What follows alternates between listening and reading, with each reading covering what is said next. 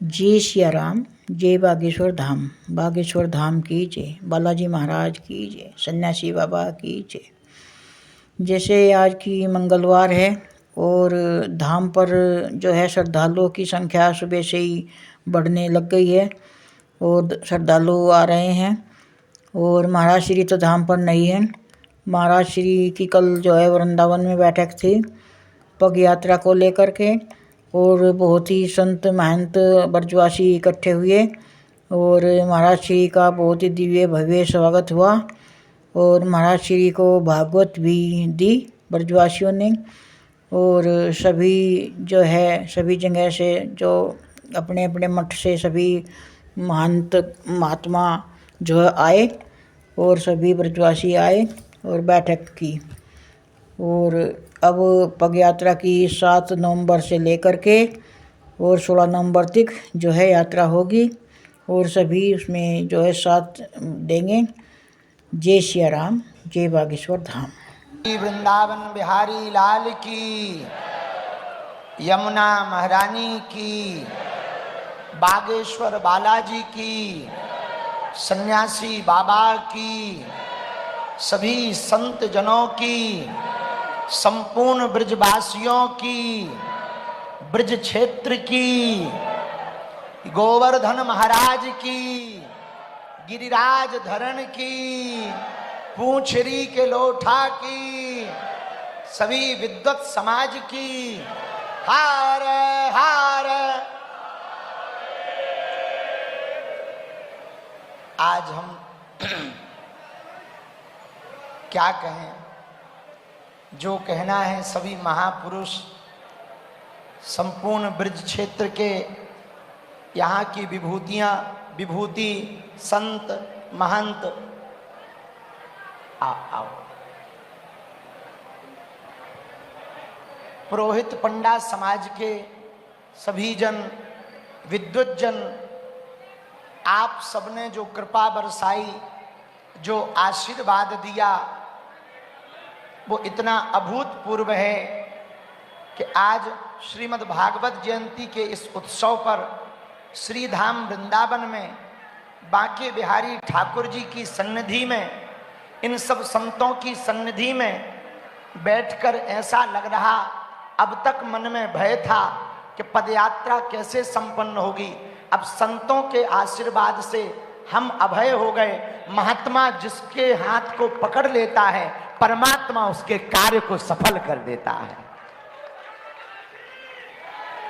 दिल्ली से वृंदावन तक की जो पदयात्रा है, हम सभी मंच पर विराजमान सभी संत जनों के चरणों को खूब दंडवत प्रणाम करत भय एक बात कहें, भैया ये पदयात्रा बालाजी और बांके बिहारी का मिलन है। ये पदयात्रा यमुना महारानी का, यमुना महारानी से मिलन है। दिल्ली में भी यमुना जी हैं और वृंदावन में भी यमुना जी हैं।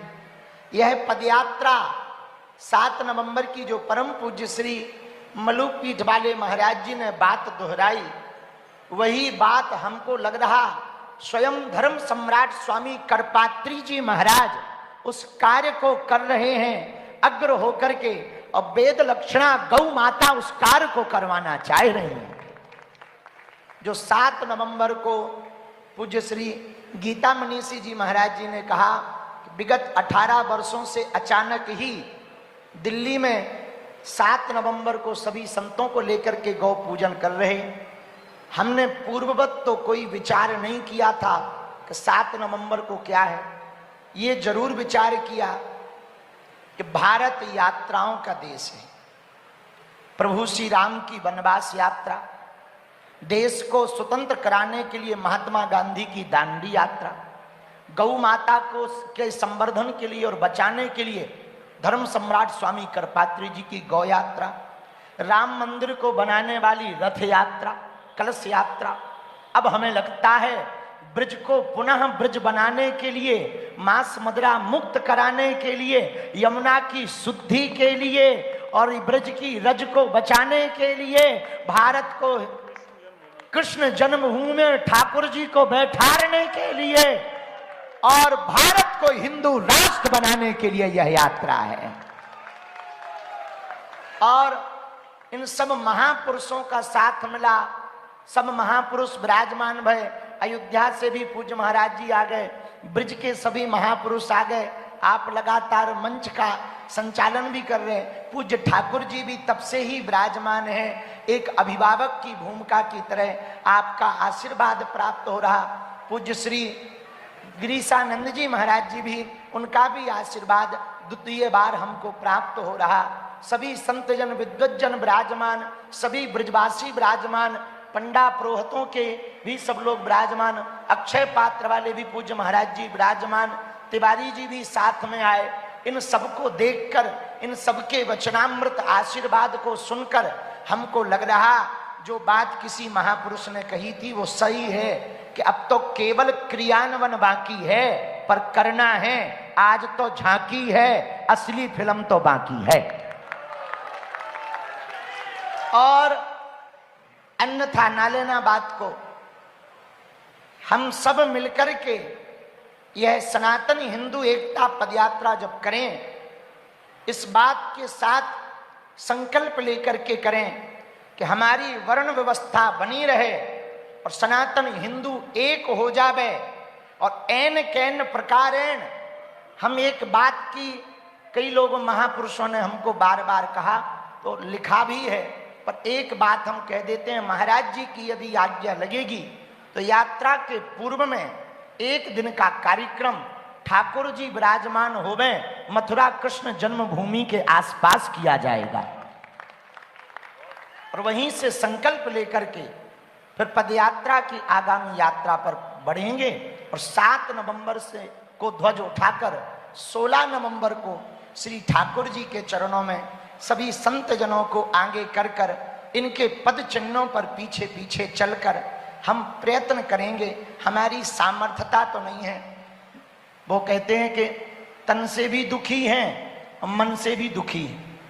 तन ऐसो कमजोर है कि 1.5 हड्डी है, मन ऐसो है कि धर्म विरोधी ताकतें खूब सक्रिय हैं। फिर भी इन संतों का आशीर्वाद अब मिल गया तो ये तय है कि तन भी हष्टपुष्ट रहना है और मन भी हष्टपुष्ट होना है। क्योंकि महापुरुष जब आशीर्वाद देते हैं तो बाहर की परिस्थिति तो सुधरती है, मन स्थिति भी सुधरती है।